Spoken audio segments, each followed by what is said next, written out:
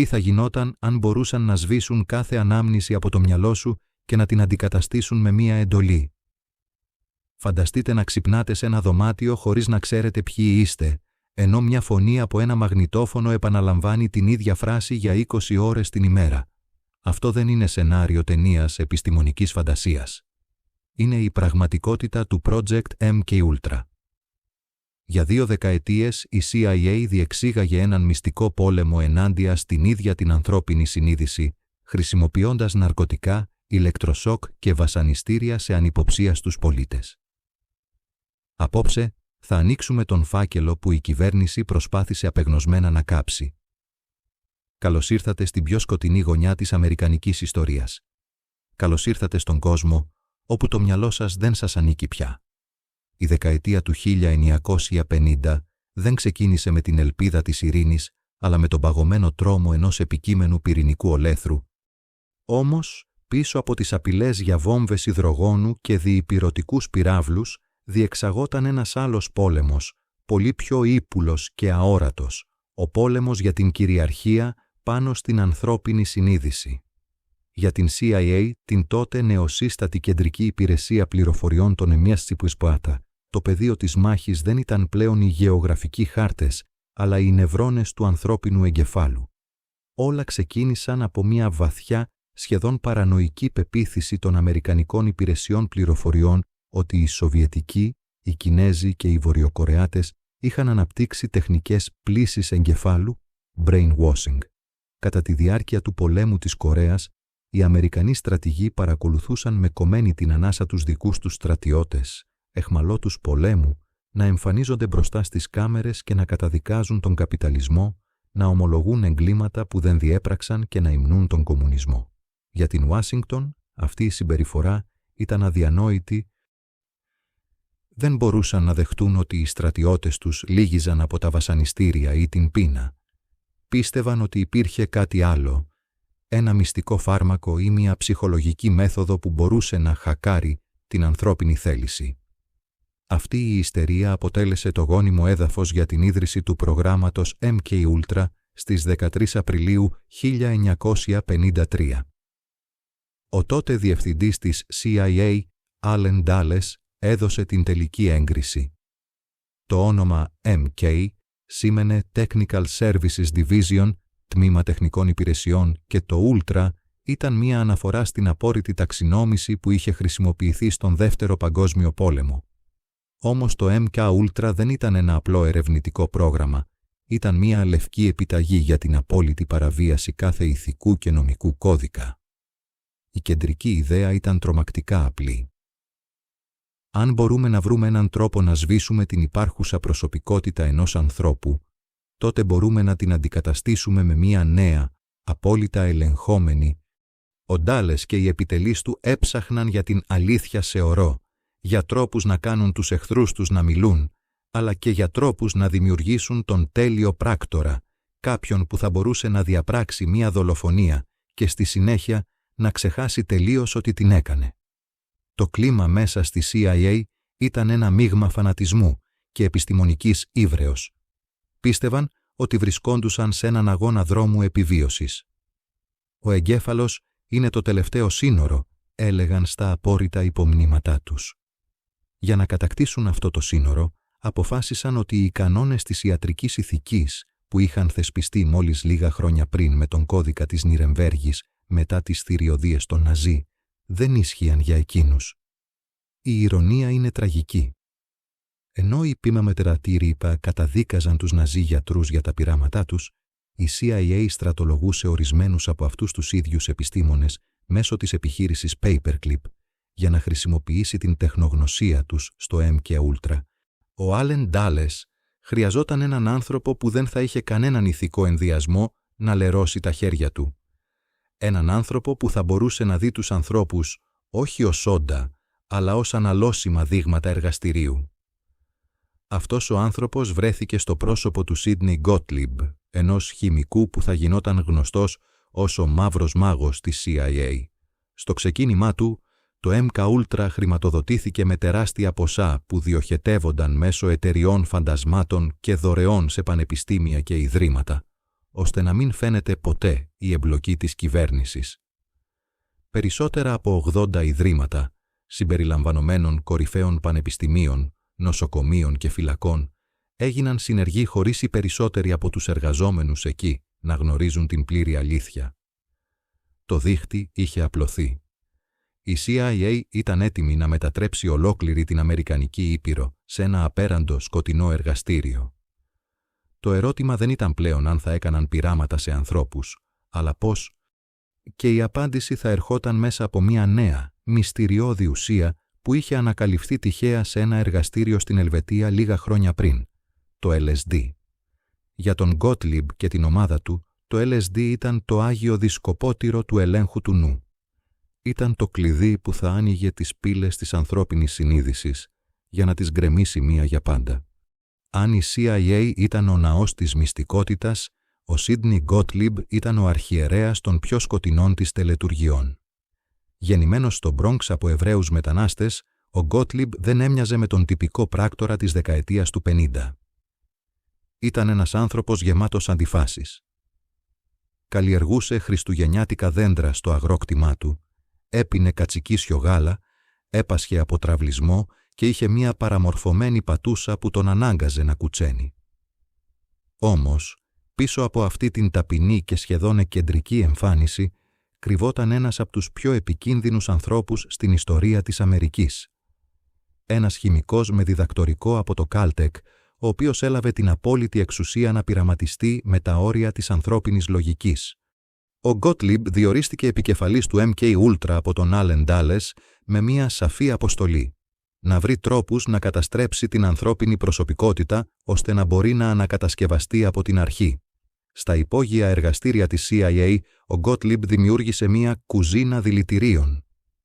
Εκεί δοκίμαζε τα πάντα, από θανατηφόρα αέρια και βιολογικούς παράγοντες μέχρι ορούς αλήθειας και παραισθησιογόνα.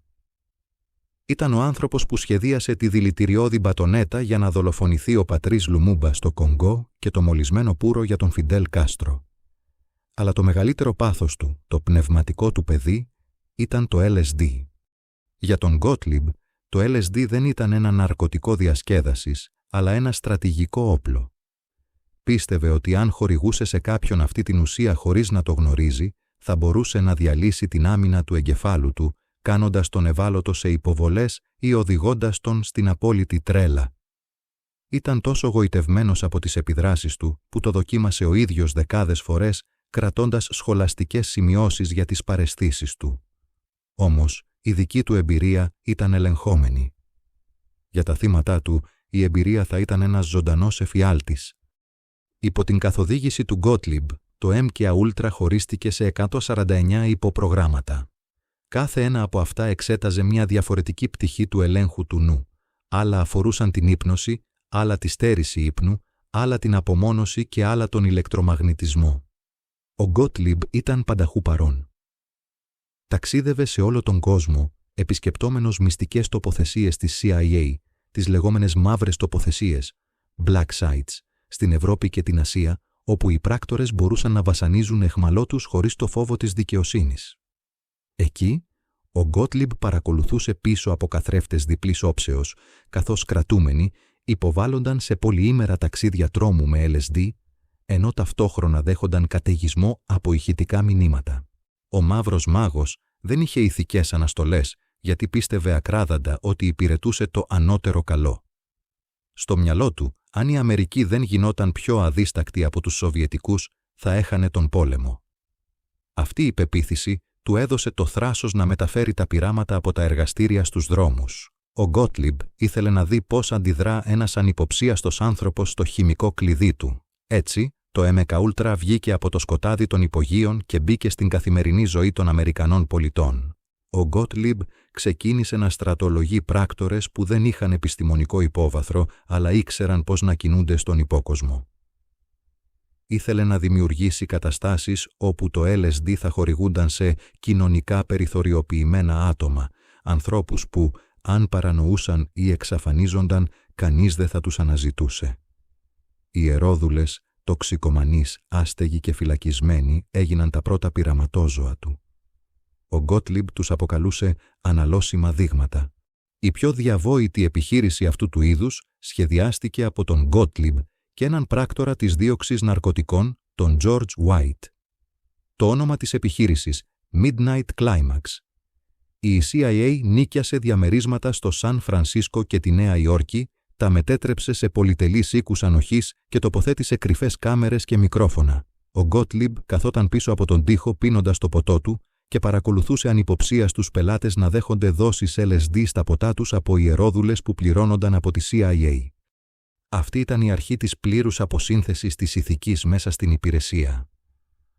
Ο Γκότλιμπ είχε δημιουργήσει έναν κόσμο όπου η επιστήμη είχε γίνει όργανο ειδωνοβλεψίας και βασανισμού.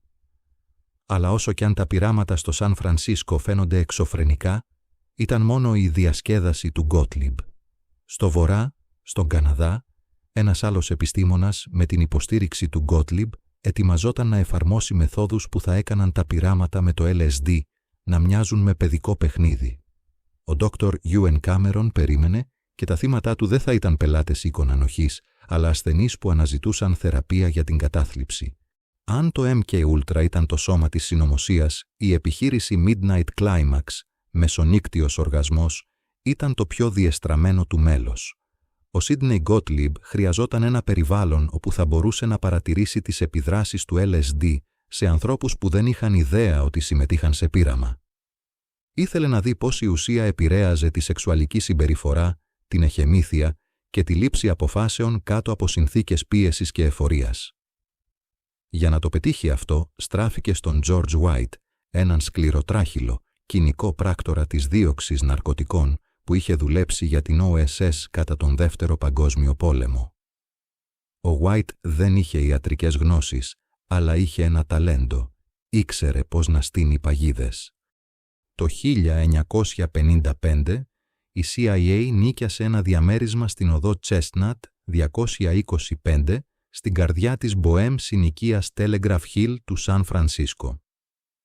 Η διακόσμηση ήταν επιδεικτικά πολυτελής, γεμάτη με αφίσες του Toulouse-Lautrec, κρυστάλλινα ποτήρια και βελούδινες κουρτίνες. Αλλά πίσω από τη βιτρίνα της χλειδής, το διαμέρισμα ήταν ένα τεχνολογικό φρούριο. Ο White εγκατέστησε καθρέφτες διπλής όψεως σε κάθε δωμάτιο και κρυφά μικρόφωνα μέσα στις πρίζες και πίσω από τους πίνακες. Η μέθοδος ήταν απλή και αποτρόπαια. Η CIA προσέλαβε ιερόδουλες, τις οποίες εκπαίδευσε να παρασύρουν κοινωνικά σημαντικούς αλλά και απλούς άνδρες στο διαμέρισμα. Μόλις το θύμα έμπαινε μέσα, η γυναίκα του πρόσφερε ένα ποτό, το οποίο είχε ήδη μολυνθεί με μια ισχυρή δόση LSD. Ενώ το ναρκωτικό άρχιζε να διαλύει την επαφή του άνδρα με την πραγματικότητα, ο George White καθόταν στο διπλανό δωμάτιο, πάνω σε μια τουαλέτα που χρησίμευε ως κάθισμα, πίνοντας μαρτίνι και παρακολουθώντας τις σκηνές μέσα από τον καθρέφτη. Ο White κατέγραφε τα πάντα. Πόση ώρα έκανε το LSD να δράσει, πότε το θύμα άρχιζε να παραμιλά, πότε έχανε τον έλεγχο των σφιγκτήρων του, πότε γινόταν βίαιο ή υπερβολικά υποτακτικό. Οι άνδρες αυτοί, συχνά οικογενειάρχες ή επιχειρηματίες, βίωναν έναν ψυχεδελικό εφιάλτη χωρίς να ξέρουν το γιατί. Πολλοί από αυτούς κατέληξαν σε ψυχιατρία την επόμενη μέρα, πιστεύοντας ότι είχαν τρελαθεί ή ότι τους είχε τιμωρήσει ο Θεός. Η CIA δεν τους βοήθησε ποτέ. Ήταν απλώς δεδομένα σε ένα σημειωματάριο. Η επιχείρηση επεκτάθηκε γρήγορα και στη Νέα Υόρκη. Ο White και η ομάδα του έγιναν τόσο αλαζόνες που άρχισαν να πειραματίζονται ακόμα και με αεροζόλ LSD, ψεκάζοντας την ουσία σε δημόσιες τουαλέτες ή μπαρ για να δουν τις αντιδράσεις του πλήθους. Σε μία περίπτωση ο White έγραψε στον Gottlieb: «Ήταν διασκεδαστικό να βλέπεις τους ανυποψίαστους να παλεύουν με τους δαίμονές τους». Όμως, το Midnight Climax δεν αφορούσε μόνο την ειδωνοβλεψία. Ήταν μια μελέτη πάνω στον εκβιασμό. Η CIA ήθελε να ξέρει αν θα μπορούσε να χρησιμοποιήσει το σεξ και τα ναρκωτικά για να αναγκάσει ξένους διπλωμάτες ή κατασκόπους να προδώσουν τα μυστικά τους. Το διαμέρισμα στην οδό Chestnut έγινε το πρότυπο για τις παγίδες μελιού, honey traps, που θα χρησιμοποιούσε η υπηρεσία για τις επόμενες δεκαετίες. Το κόστος σε ανθρώπινες ζωές ήταν ανυπολόγιστο. Υπάρχουν αναφορές για θύματα που αυτοκτόνησαν μέρες μετά την επίσκεψή τους στο διαμέρισμα, ανίκανα να διαχειριστούν το μετατραυματικό στρες και τις αναδρομές, flashbacks, που προκαλούσε το LSD. Ο White όμως δεν ένιωθε καμία μεταμέλεια. Στα απομνημονεύματά του έγραψε κοινικά ότι ένιωθε σαν ιεραπόστολος που έδινε στους ανθρώπους μία γεύση από το μέλλον. Καθώς οι δόσεις LSD αυξάνονταν, ο Σίντνι Γκότλιμπ συνειδητοποίησε ότι το ναρκωτικό από μόνο του δεν αρκούσε για να επαναπρογραμματίσει έναν άνθρωπο. Χρειαζόταν κάτι πιο δραστικό, κάτι που θα διέλυε την προσωπικότητα ολοκληρωτικά. Έτσι έστρεψε το βλέμμα του προς τον Καναδά, όπου ένας διάσημος ψυχίατρος, ο Dr. Ewen Cameron, ισχυριζόταν ότι είχε βρει τον τρόπο να καθαρίσει το μυαλό σαν να ήταν ένας άγραφος πίνακας, ταμπούλα ράσα. Η CIA αποφάσισε να χρηματοδοτήσει τον Cameron και εκεί, μέσα στους τοίχους του Ινστιτούτου Allen Memorial, το MK Ultra θα έγραφε το πιο αιματοβαμμένο και απάνθρωπο κεφάλαιό του. Στην κορυφή ενός λόφου στο Μόντρεαλ, το Ινστιτούτο Allen Memorial έμοιαζε περισσότερο με γοτθικό κάστρο παρά με νοσοκομείο. Εκεί, ο Dr. Ewen Cameron, ένας από τους πιο σεβαστούς ψυχιάτρους της εποχής και πρώην πρόεδρος της Παγκόσμιας Ψυχιατρικής Εταιρείας, διεξήγαγε πειράματα που θα έκαναν ακόμα και τους πράκτορες της CIA να ανατριχιάσουν. Ο Κάμερον δεν έψαχνε απλώς να θεραπεύσει τους ασθενείς του, έψαχνε να τους σπάσει και να τους ξαναχτίσει από την αρχή. Η CIA, αναγνωρίζοντας το σκοτεινό του ταλέντο, διοχέτευσε κρυφά $1,000 μέσω μιας οργάνωσης βιτρίνας της Εταιρείας για τη Διερεύνηση της Ανθρώπινης Οικολογίας για να χρηματοδοτήσει το όραμά του. Η θεωρία του Κάμερον ονομαζόταν ψυχική οδήγηση, psychic driving. Πίστευε ότι μπορούσε να θεραπεύσει τη σχιζοφρένεια ή την κατάθλιψη, σβήνοντας τελείως τις προβληματικές αναμνήσεις και αντικαθιστώντας τες με νέα πρότυπα σκέψης. Στην πραγματικότητα, ήταν μια προσπάθεια πλήρους αποδόμησης του ανθρώπινου εγώ. Τα θύματα του δεν ήταν κατάδικοι ή κατάσκοποι, αλλά απλοί πολίτες, μητέρες με επιλόχια κατάθλιψη, άνθρωποι με άγχος ή ελαφρά ψυχικά νοσήματα, που εμπιστεύτηκαν τη ζωή τους στο λαμπρό επιστήμονα. Η διαδικασία ήταν ένας πολυεπίπεδος βασανισμός. Αρχικά, οι ασθενείς υποβάλλονταν σε αποπροσανατολισμό.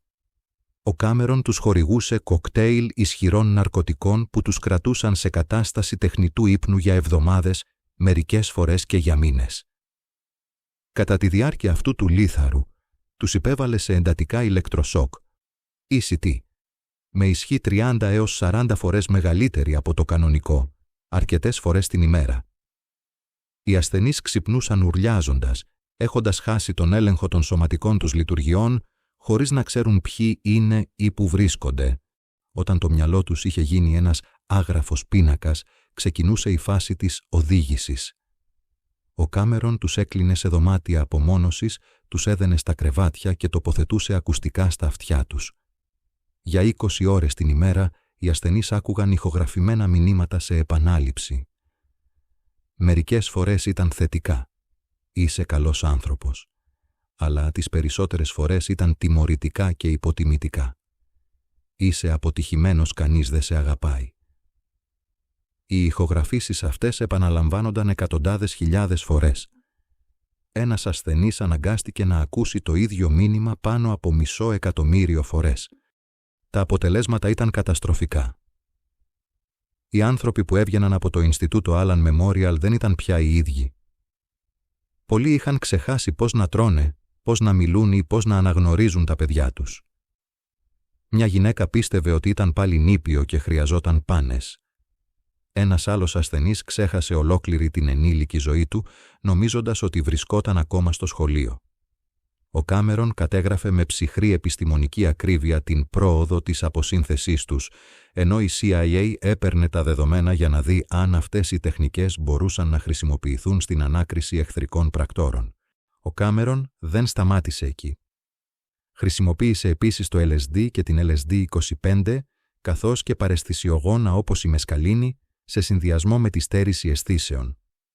Έκλεινε ασθενείς σε σκοτεινά δωμάτια, καλύπτοντας τα μάτια και τα αυτιά τους για να δει πόσο γρήγορα θα κατέρεε η επαφή τους με την πραγματικότητα. Ήταν μια γενοκτονία του νου, διεξαγόμενη με την κάλυψη της ιατρικής φροντίδας. Η τραγωδία του Allen Memorial έμεινε κρυφή για δεκαετίες. Οι οικογένειες των θυμάτων έβλεπαν τους αγαπημένους τους να επιστρέφουν στο σπίτι σαν ζωντανά φαντάσματα, κατεστραμμένους ανθρώπους που δεν μπορούσαν να κρατήσουν ούτε ένα πυρούνι. Ο Κάμερον πέθανε το 1967 πριν λογοδοτήσει ποτέ για τα εγκλήματά του, παίρνοντας μαζί του πολλά από τα μυστικά της συνεργασίας του με τη CIA. Όμως, ενώ στον Καναδά το MK Ultra διέλυε ζωές, στη Στεπετόντερησία ένας θάνατος θα άρχιζε να ξετυλίγει το νήμα της μυστικότητας. Ο Φρανκ Όλσον, ένας επιστήμονας του προγράμματος, επρόκειτο να γίνει το πιο διάσημο παράπλευρο θύμα του Σίντνεϊ Γκότλιμπ τον Νοέμβριο του 1953 σε ένα απομονωμένο καταφύγιο στα βουνά Deep Creek του Μέριλαντ. Μια ομάδα επιστημόνων της CIA και του στρατού συγκεντρώθηκε για μια σύσκεψη εργασίας. Ανάμεσά τους ήταν ο Φρανκ Όλσον, ένας κορυφαίος βιοχημικός που εργαζόταν στο Fort Detrick, το κέντρο βιολογικού πολέμου των Ηνωμένων Πολιτείων Αμερικής. Ο Όλσον δεν ήταν ένας τυχαίος υπάλληλος. Ήταν ένας άνθρωπος που γνώριζε τα πιο σκοτεινά μυστικά της Αμερικής, από τα πειράματα με LSD μέχρι τη χρήση βιολογικών όπλων στον πόλεμο της Κορέας. Όμως, εκείνη τη νύχτα, ο Όλσον έγινε ο ίδιος το πείραμα. Χωρίς καμία προειδοποίηση, ο Σίντνεϊ Γκότλιμπ έριξε μια ισχυρή δόση LSD στο λικέρ Κόιντρο που έπιναν οι επιστήμονες. Ήθελε να δει αν οι δικοί του άνθρωποι θα μπορούσαν να κρατήσουν κρατικά μυστικά υπό την επίρρεια του ναρκωτικού. Για τους περισσότερους ήταν ένα δυσάρεστο ταξίδι. Για τον Φρανκ Όλσον όμως ήταν η αρχή ενός ψυχολογικού καταράκτη. Τις επόμενες ημέρες, ο Όλσον βυθίστηκε σε μια βαθιά παράνοια. Έλεγε στη γυναίκα του ότι έκανε ένα τρομερό λάθος και ότι οι ανώτεροι του ήθελαν να τον βγάλουν από τη μέση. Στις 28 Νοεμβρίου του 1953, ο Όλσον βρισκόταν στη Νέα Υόρκη για ψυχιατρική παρακολούθηση από γιατρούς της CIA. Διέμενε στον 13ο όροφο του ξενοδοχείου Στάτλερ μαζί με έναν συνάδελφό του, τον Ρόμπερτ Λάσμπρουκ. Στις 2:30 τα ξημερώματα, το σώμα του Φρανκ Όλσον πέρασε μέσα από το κλειστό τζάμι του παραθύρου και κατέληξε στο πεζοδρόμιο της 7th Avenue. Ο θάνατος ήταν ακαριαίος. Η CIA έσπευσε να κλείσει την υπόθεση, χαρακτηρίζοντάς την ως αυτοκτονία λόγω κατάθλιψης και ψυχωτικού επεισοδίου. Για 22 χρόνια, η οικογένεια Όλσον πίστευε το επίσημο αφήγημα. Όλα άλλαξαν το 1975, όταν η Επιτροπή Ροκεφέλερ αποκάλυψε ότι η CIA πειραματιζόταν με LSD σε ανυποψία στους πολίτες και ότι ένας υπάλληλος του στρατού είχε πεθάνει μετά από μια τέτοια δοκιμή. Ο γιος του Φρανκ, ο Έρικ Όλσον, ξεκίνησε έναν δικαστικό και ερευνητικό πόλεμο που διήρκησε δεκαετίες. Το 1994 πέτυχε την εκταφή της σωρού του πατέρα του. Η ιατροδικαστική εξέταση έβγαλε στο φως στοιχεία που πάγωσαν το αίμα. Στο κρανίο του Όλσον υπήρχε ένα τραύμα από αμβλή όργανο που είχε προκληθεί πριν την πτώση. Το τζάμι του παραθύρου ήταν κλειστό και οι κουρτίνες τραβηγμένες. Ένας άνθρωπος που θέλει να αυτοκτονήσει δεν πηδάει μέσα από ένα κλειστό παράθυρο με τις κουρτίνες κλειστές. Κάποιος τον σπρώχνει. Η θεωρία που προέκυψε ήταν εφιαλτική. Ο Όλσον είχε αρχίσει να έχει ηθικές αναστολές για τα πειράματα του MK Ultra. Είχε γίνει επικίνδυνος για την ασφάλεια του προγράμματος. Η δόση LSD στο Deep Creek δεν ήταν πείραμα, αλλά μια προσπάθεια να τον κάνουν να σπάσει και να δουν αν θα μιλούσε. Όταν είδαν ότι δεν μπορούσαν πλέον να τον ελέγξουν, αποφάσισαν να τον αποσύρουν. Ο θάνατος του Φρανκ Όλσον παραμένει μέχρι σήμερα μία από τις πιο σκοτεινές κοιλίδες στην ιστορία της CIA. Ήταν η πρώτη φορά που ο κόσμος κατάλαβε ότι το MK Ultra δεν είχε όρια. Αν μπορούσαν να δολοφονήσουν έναν δικό τους επιστήμονα για να προστατέψουν το μυστικό, τι θα μπορούσαν να κάνουν σε απλούς ανθρώπους? Καθώς ο Έρικ Όλσον συνεχίζει να αναζητά την πλήρη αλήθεια, η ιστορία του πατέρα του στέκεται ως μία ζωφερή υπενθύμηση. Στο βωμό της εθνικής ασφάλειας, η ατομική ζωή είναι απλώς ένα στατιστικό λάθος. Όμως, το MK Ultra δεν σταμάτησε στον Όλσον. Αντίθετα, εξαπλώθηκε σαν καρκίνωμα σε κάθε γωνιά της αμερικανικής κοινωνίας, μετατρέποντας φυλακές και νοσοκομεία σε πεδία δοκιμών που θα ζήλευαν και οι πιο στιγεροί δικτάτορες της ιστορίας. Καθώς η δεκαετία του 50 προχωρούσε, ο Σίντνεϊ Γκότλιμπ και η CIA συνειδητοποίησαν ότι χρειαζόταν μεγαλύτερη κλίμακα. Οι μεμονωμένες περιπτώσεις στο Σαν Φρανσίσκο δεν έδιναν επαρκή στατιστικά στοιχεία. Χρειαζόταν αυτό που οι ίδιοι αποκαλούσαν σταθερά δείγματα. Έτσι, το MK Ultra άπλωσε τα πλοκάμια του σε κρατικές φυλακές και δημόσια νοσοκομεία, εκεί όπου οι άνθρωποι ήταν ήδη εγκλωβισμένοι και η συνένεση ήταν μία έννοια ανύπαρκτη ή εκβιαστική. Ένα από τα πιο αποτρόπαια παραδείγματα ήταν η συνεργασία της CIA με το νοσοκομείο εθισμένων στο Λέξινγκτον του Κεντάκι.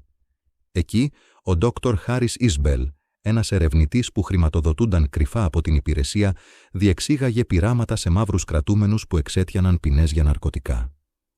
Η συμφωνία ήταν εφιαλτική. Η CIA πρόσφερε στους κρατούμενους αντάλλαγμα για τη συμμετοχή τους στο πείραμα την ίδια την ουσία του εθισμού τους. Αν δεχόνταν να πάρουν LSD ή άλλες παραισθησιογόνες ουσίες, η υπηρεσία τους αντάμιβε με υψηλής καθαρότητας ηρωίνη ή μορφίνη. Σε ένα από τα πιο σκληρά πειράματα του Ίσμπελ, 7 άνδρες κρατήθηκαν υπό την επήρεια LSD για 77 συνεχόμενες ημέρες. Φανταστείτε τον εγκέφαλο να βρίσκεται σε μια κατάσταση απόλυτης ψύχωσης, χωρίς ούτε ένα δευτερόλεπτο ανάπαυλας, για περισσότερο από 2 μήνες. Ο Ίσμπελ κατέγραφε με κλινική ψυχρότητα πώς οι άνδρες αυτοί έχαναν την επαφή με το σώμα τους, πώς τα πρόσωπα των δεσμοφυλάκων μετατρέπονταν σε τέρατα και πώς η μνήμη τους διαλυόταν. Όταν το FBI και οι αρχές ρωτούσαν, η απάντηση ήταν πάντα η ίδια. Είναι εθελοντική έρευνα για την καταπολέμηση του εθισμού. Όμως η φρίκη δεν σταμάτησε στις φυλακές. Το MK Ultra εισχώρησε και στα πανεπιστημιακά νοσοκομεία. Στο Πανεπιστήμιο της Πενσιλβάνια, ο διαβόητος δερματολόγος Άλμπερτ Κλίγμαν, ο άνθρωπος που ανακάλυψε τη ρετίν A, χρησιμοποιούσε κρατούμενους στη φυλακή Χόλμσμπεργκ ως πειραματόζωα για τη CIA. Τους εξέθετε σε χημικά που προκαλούσαν φρικτές πληγές στο δέρμα και παραισθησιογόνα που τους άφηναν σε κατάσταση κατατονίας για μέρες.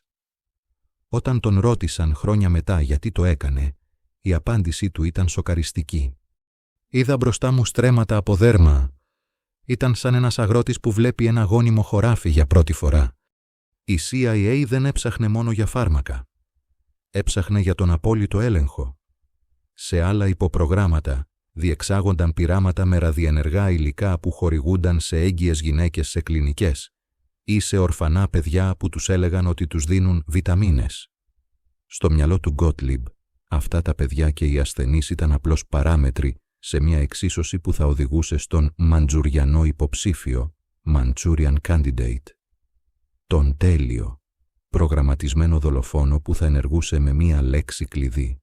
Η εξάπλωση ήταν τόσο μεγάλη που υπολογίζεται ότι πάνω από 80 ιδρύματα συμμετείχαν στο MK Ultra. Πρίτανης πανεπιστημίων, κορυφαίοι γιατροί και επιστήμονες έγιναν μισθοφόροι της CIA, θυσιάζοντας τον όρκο του Ιπποκράτη στο βωμό του ψυχρού πολέμου.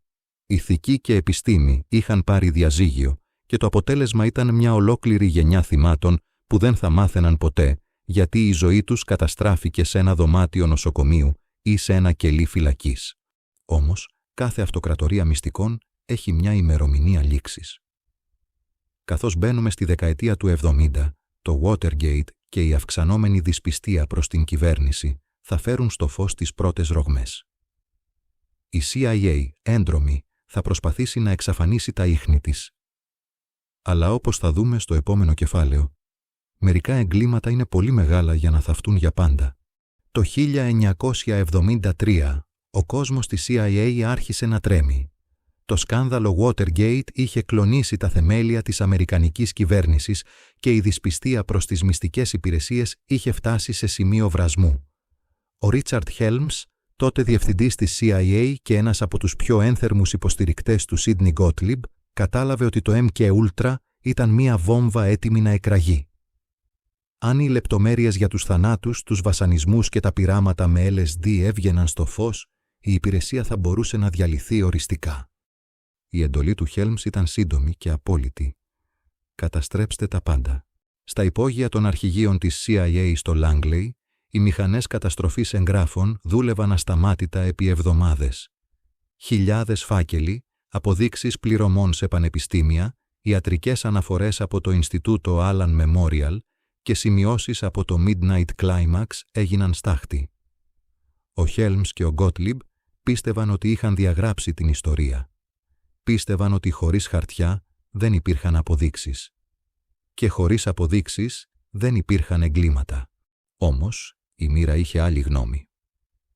Το 1975, η εφημερίδα New York Times δημοσίευσε ένα αποκαλυπτικό άρθρο του Seymour Hersh που κατηγορούσε τη CIA για παράνομες παρακολουθήσεις και πειράματα σε πολίτες. Η δημόσια κατακραυγή ανάγκασε το Κογκρέσο να συστήσει την Επιτροπή Church. Κατά τη διάρκεια των ερευνών συνέβη το απίστευτο.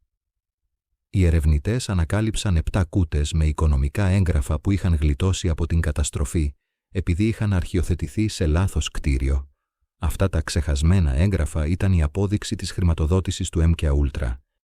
Ο Σίντνι Γκότλιμπ κλήθηκε να καταθέσει. Ο άνθρωπος που κάποτε κρατούσε τις μοίρες χιλιάδων ανθρώπων στα χέρια του εμφανίστηκε μπροστά στην Επιτροπή με την προστασία της ασυλίας.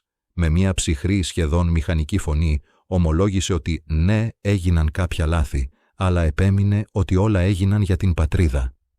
Παραδέχτηκε τη χορήγηση LSD σε ανυποψίαστους, αλλά όταν ρωτήθηκε για τους θανάτους και τις κατεστραμμένες ζωές, η απάντησή του ήταν μια κοινική επωδός αμνησίας.